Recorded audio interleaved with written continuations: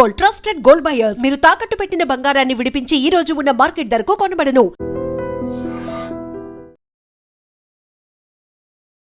నమస్తే, welcome to I dream. నేను వలి. Vishnupriya anchor. ఆమె ఇన్స్టాగ్రామ్ వేదికగా అశ్లీల ఫోటోలు వీడియోలతో ఒక గలీజ్ దందా స్టార్ట్ చేసిందనే వార్త మీ అందరూ చూసే ఉంటారు. అంటే 399 రూపాయల సబ్స్క్రిప్షన్ ఎవరైతే చేసుకుంటారో ఇన్స్టాలో ఆమె అకౌంట్లో, వాళ్ళకి ఇంతకుముందు వరకు ఎవరూ చూడనటువంటి ఆమె గ్లామర్ ఆఫ్ న్యూడ్ ఫోటోలు వీడియోలు కూడా దర్శనమిస్తాయి. అవి కావాలంటే మీరు సబ్స్క్రైబ్ చేసుకోండి అని స్టార్ట్ చేశారు. దీని మీద పెద్ద రచ్చ జరిగినటువంటి పరిస్థితే కనిపిస్తోంది.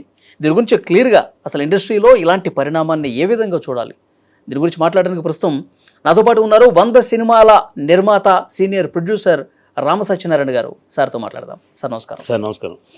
సార్, విష్ణుప్రియ వ్యవహారం, ఆ వీడియోలు, ఆ కథ మీరు చూసే ఉంటారు. మీ ఫస్ట్ రియాక్షన్ ఏంటి? సీనియర్ ఇండస్ట్రీ పర్సన్గా ఏం చెప్తారు? ఈ విషయం గురించి చాలా సీరియస్గా మీ మీడియా వాళ్ళు, పోలీసులు కూడా యాక్షన్ తీసుకోవాలి సార్.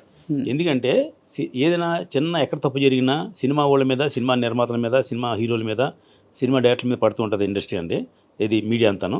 కానీ ఈవేళ ఈ అమ్మాయి, ఆ విష్ణుప్రియ అనే అమ్మాయి అలా చేయడం అనేది 100% తప్పు. దాన్ని మీరు మీ ముఖంగా నేను ఖండిస్తున్నాను, ఇండస్ట్రీ అంతా ఖండించాలండి. ఇప్పుడు కాస్టింగ్ కౌచ్ అని ఒకటి పెట్టారు. కొన్నాళ్ళు దాని గురించి విపరీతమైన స్కోరింగ్ జరిగిందండి. ఏమంటే తర్వాత మా దాంట్లో ప్రొడ్యూస్ కౌన్సిల్ ఫిల్మ్ ఛాంబర్లో షీ టీమ్ అని పెట్టారు. ఎక్కడైనా ఆడదానికి అన్యాయం జరిగితే కాపాడటం కోసం ఒక సంస్థను పెట్టారు. ఆ సంస్థ గవర్నమెంట్కి ప్లస్ ఫిలిం ఇండస్ట్రీకి సంబంధించిన సంస్థ అండి ఇది. దానికి ఝాన్సీ గారు దానికి హెడ్. ఫిలిం ఛాంబర్లు కూడా దాంట్లో మెంబర్స్ అండి. ఎందుకు పెట్టారు? ఆడదానికి రక్షణ లేదు, ఆడదానికి అన్యాయం జరుగుతుంది, ఆడదాన్ని కాపాడాలనే ఉద్దేశంతో. 100% నిజం, మేము అందరూ దానికి సపోర్ట్ చేసాం.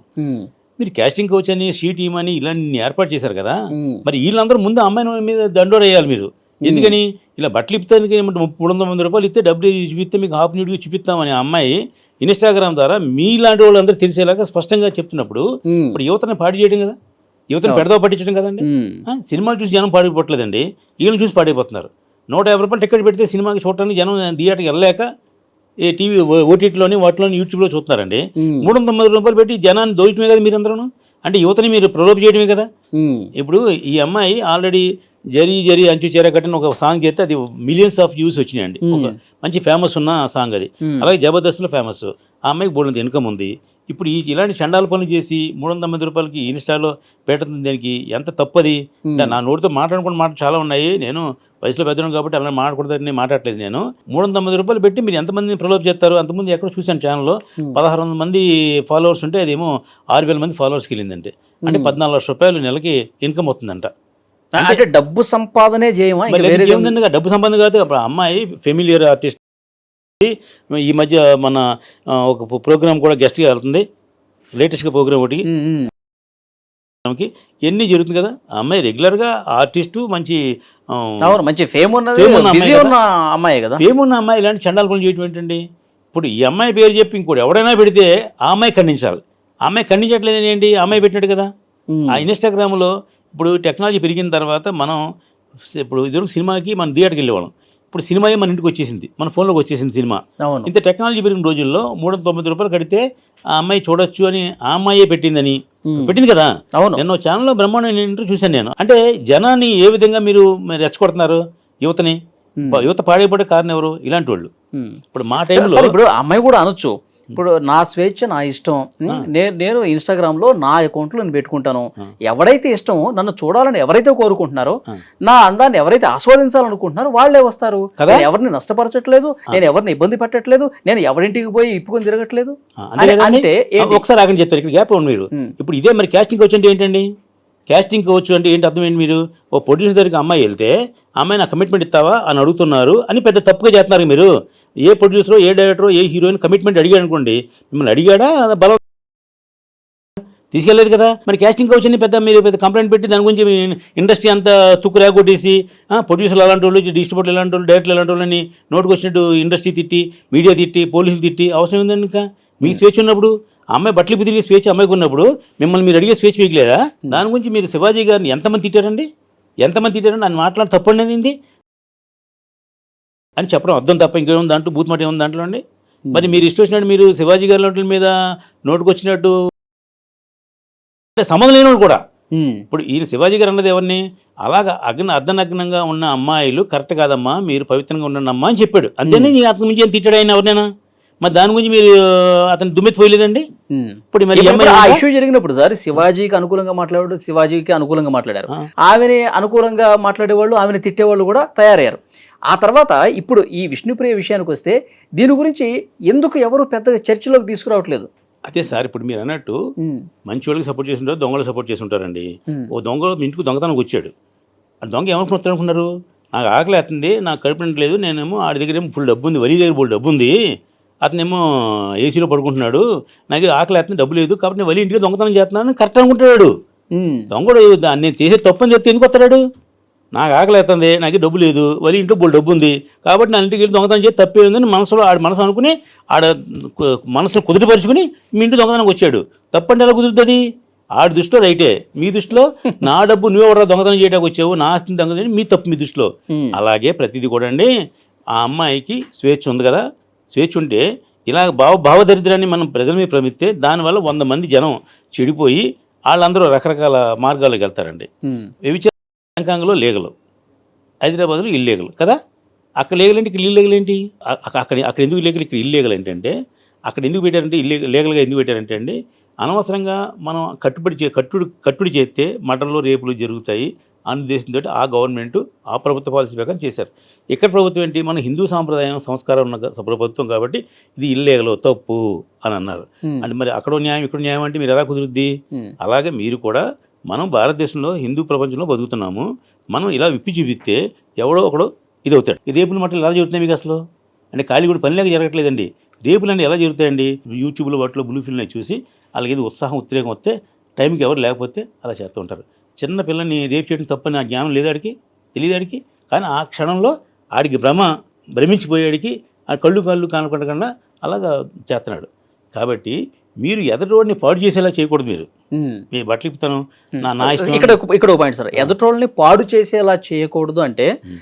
ఇప్పుడు విష్ణుప్రియని తీవ్రంగా విమర్శిస్తున్నటువంటి పరిస్థితుల్లో ఉమ్. ఓటీటీ సినిమాలు ఏం మెసేజ్ ఇస్తున్నాయి సార్? ఓటీటీలో పరమ చండాలమైనటువంటి బూతులు కనిపిస్తున్నాయి.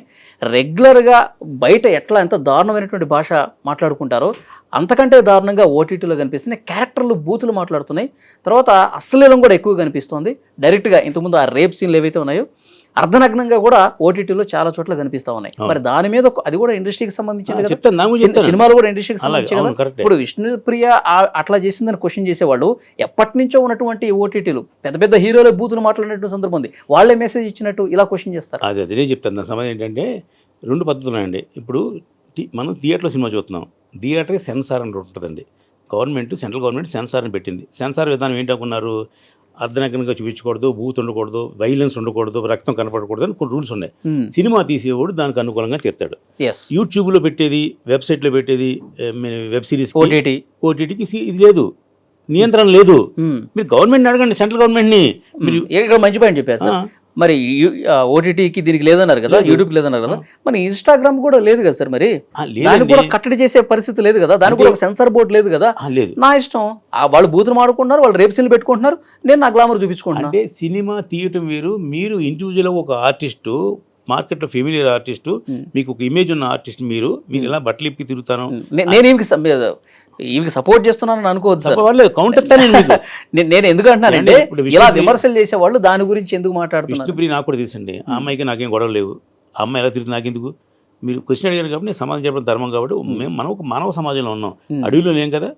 అడవిలో వాళ్ళకి వాయువు వర్షం తెలియదు, మన వాయువు విష్ణుప్రియకి సపోర్ట్ చేసే వాళ్ళ ఆలోచన విధానం ఏంటనేది నేను చెప్తున్నాను. అదే కాబట్టి మనము ఇండస్ట్రీలో బతుకుతున్నాము.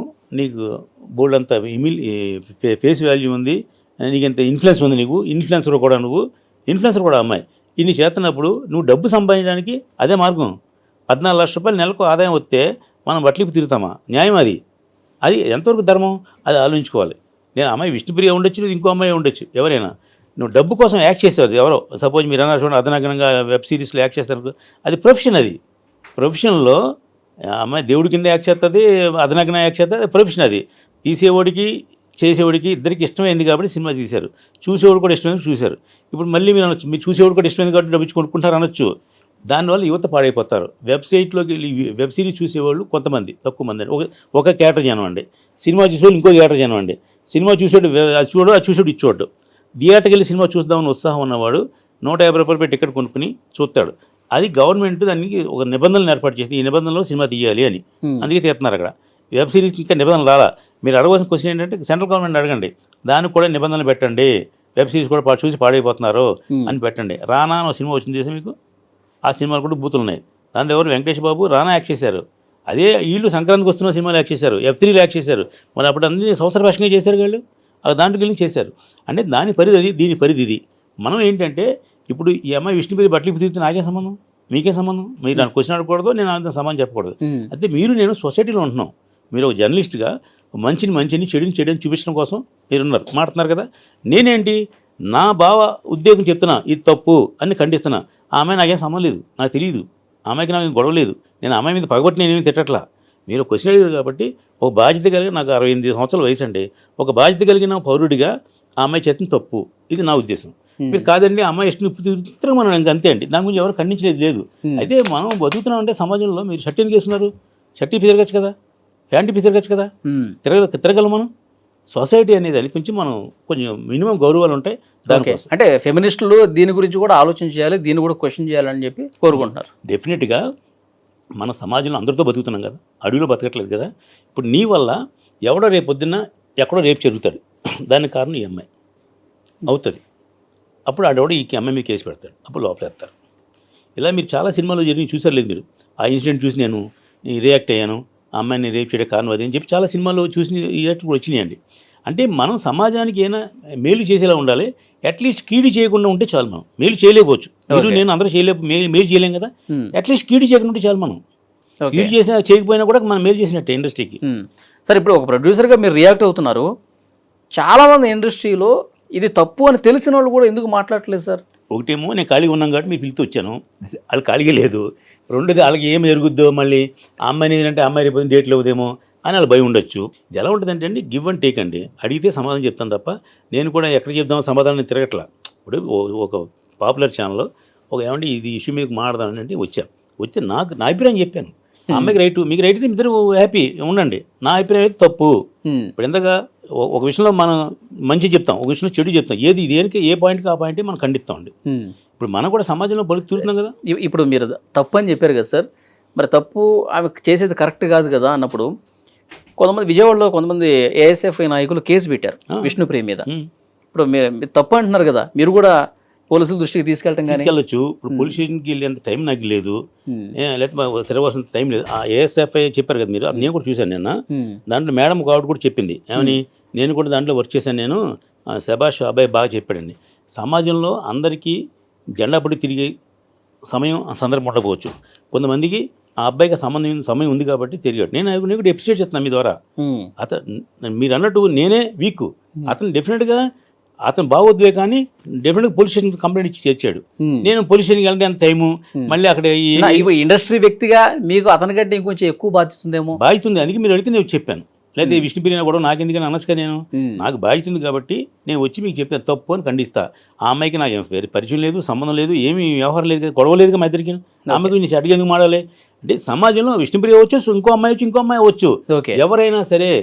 ఇప్పుడు మగవాడు తప్పు చేస్తున్నాడని మీరు ఖండిస్తున్నప్పుడు ఆడదాన్ని తప్పు చేసినప్పుడు వీళ్ళు ఖండించాలి. షీ టీం వాళ్ళు లేకపోతే ఇది ఉన్నారు కదా, టీం పెట్టారు కదండి గవర్నమెంట్ నుంచి, ఆ టీం ఖండించాలి. అమ్మ నువ్వు తప్పు చేస్తున్నామని. ఇప్పుడు ఎవడో అడిగాడు, కాస్టింగ్ కోచ్ అడిగాడు అనుకోండి, అండ్ మీరు ఎక్కుతున్నారు కదా, మరి ఈ అమ్మాయి కూడా ఏకండి. అది మీ ద్వారా నేను చెప్తున్నాను వాళ్ళకి, మీరు తప్పు అక్కడ వాళ్ళు స్పందించినప్పుడు ఒక కంప్లైంట్ రేజ్ అయింది సార్. ఇక్కడ ఇంకా కంప్లైంట్ రేజ్ కాల, ఆ కంప్లైంట్ మీరే ఇవ్వచ్చు కదా. విజయవాడ పోలీసులు చూసుకుంటారు సార్, ఈ ఇండస్ట్రీలో ఉన్న బాడీ కదా అది. ఇట్లా మీరు కంప్లైంట్ ఇవ్వండి, ఇది పద్ధతి కాదు ఏమై చేసేది అని చెప్పి కంప్లైంట్ ఇస్తే వాళ్ళు రియాక్ట్ అవుతారేమో. మరి నిజమే. ఇప్పుడంటే నేను 15 సినిమాలు తీస్తున్నాను సార్, పొద్దున్న 7కి లేచి కానీ రాత్రి 12 గంటలు పడుకునే లోపు నాకు 100 సమస్యలు. నాకు ఈ 100 సమస్యలు నా సమస్యలు నా గొడవలను చూసుకుంటానా, ఈ దేశంలో ఉన్న గొడవలను చూసాను టైం లేదు నాకు. ఇప్పుడు ఒక మంచి ఛానల్ పిలిచారు, ఏదో మర్యాద చెప్దాం అని వచ్చాను. నిజంగా నేను ఎక్కడికో వెళ్ళాలి, పని ఉంది నాకు, నేను ఇక్కడికి వచ్చాను. ఎందుకంటే ఒక బాధ్యత, అంటే మీ అన్నారు బాధ్యత ఉందని అడిగారు కదా, బాధ్యత ఉంది. అట్లీస్ట్ ఇక్కడ చెప్పినా నోరిపోయాను నేను. ఇప్పుడు మా ఛాంబర్లో మీటింగ్ జరుగుతాయండి మాకు, ఆ ఛాంబర్లో బోళ్ళు అన్యాయాలు జరుగుతున్నాయి, బోళ్ళు జరుగుతున్నాయి, అన్నింటినీ మేము వాదిస్తాం. ఆ ఛాంబర్ తరఫున మేము ఖండించవలసిన ఖండిస్తాం. ఇది ఇలాంటి ఇష్యూ మేము ఖండించడానికి అవసరం లేదు కాబట్టి నేను ఖండించలే. Yes sir. ఇప్పుడు మాకు దీనికంటే ఒక పెద్ద ప్రాబ్లం వచ్చి పడింది మాకు మీద. ఇది ఇండస్ట్రీకి, సినిమాకి సంబంధించిన విషయం. దాని మీద ఎక్కువ ఫోకస్ ఉంటుంది. అది ఎక్కువ ఫోకస్ చేస్తున్నాం. Yes sir. నిన్న మీటింగ్ జరిగింది, ఈవేళ మీటింగ్ ఉంది, రేపు కూడా మీటింగ్ ఉంది మాకు. ఓకే. దాని గురించి గట్టిగా మాట్లాడుతున్నాం. అది నా ఒక్కటి గురించి కాదు, అది ఇండస్ట్రీ సంబంధించిన మ్యాటర్. అది యా, చూద్దాం సార్. విష్ణుప్రియ వ్యవహారం సంబంధించి ఇక నెక్స్ట్ ఏం జరగబోతుంది? విష్ణుప్రియ విషయంలో 100% ఖండిస్తున్నా. ఆ అమ్మాయి చేసిన తప్పు, డబ్బు సంపాదించిన మార్గం ఇది కాదు. ఆ అమ్మాయి ఒక యాడ్లో పనిచేస్తే 10 లక్షలు ఇస్తారండి అమ్మాయికి. ఒక రియల్ ఎస్టేట్ యాడ్లోనో లేదా ఇంకో యాడ్లోనో పనిచేస్తే 10 లక్షలు ఇస్తారండి. ఆ అమ్మాయి ఇప్పుడు సంపాదిస్తుంది. కానీ ఈ అర్ధనగ్నంగా ఈ వీడియోలు పెడతాను, దాన్ని 399 కట్టడం అనేది చాలా నీచమైన విషయం సార్. ఇది మీరు ఆ అమ్మాయికి మరి ఎందుకు డబ్బులు కొదవ లేదు, ఆమెకి కొరత లేదు, అయినా ఎందుకంటారు? అది మరి మీరు చెప్పాలి ఇప్పుడు. ఎందుకంటే నేను అడుగుతున్నాను మిమ్మల్ని. డబ్బు మీద ఇంకా ఆశ ఉందంటారా? ఇంకా ఆశ ఉన్నా 2 యాడ్లు చేసుకుంటే అయిపోతాను అమ్మాయికి. అమ్మాయి బిజీగా ఉన్న అమ్మాయే. మీరే అంటున్నారు బిజీ ఉంది, డబ్బులు వస్తాయి, ఒక యాడ్ చేస్తే ఇంట్లో డబ్బులు వస్తాయి, మరి ఎందుకు చేస్తున్నారు? అమ్మాయిని ఎవరు మోటివేట్ చేయట్లేదు. ఓకే. అసలు ఏ ఆడపిల్లైనా అదనంగా చూపించడానికి ఉత్సాహపడద్దండి ఎవరైనా? ఎక్కడే మీరు విన్నారా? తప్పు కదండి. అందమైన అమ్మాయి నిజమేమో అని ఎవరో కూడా ఫోన్ కూడా చేస్తారు వాళ్ళకి. ఓకే, చూద్దాం సార్ నెక్స్ట్ ఏం జరగబోతుందో. Thank you very much. And for more videos, Please subscribe to iDream. Please subscribe to iDream. Please subscribe iDream. And please subscribe to iDream. For more videos, subscribe to iDream. please like, share and subscribe to the channel. Congratulations, iDream. Subscribe to iDream. Subscribe to iDream. So subscribe to iDream Media. iDream ki iDream team andarki huge congratulations. Please subscribe iDream Media. Please subscribe to iDream. Subscribe iDream. Please subscribe to iDream. iDream అంటే నా కళల ఛానల్ను subscribe చేసుకున్న నోరు తిరుగుతలేదు, మీరైతే గంట గుర్తు కొట్టండి. For more such videos, please subscribe to iDream. Subscribe to iDream. Please subscribe to iDream. Please subscribe iDream Media. Please do subscribe to iDream. Please subscribe to iDream Media. For best entertainment and information, please subscribe iDream. And don't forget to subscribe to iDream.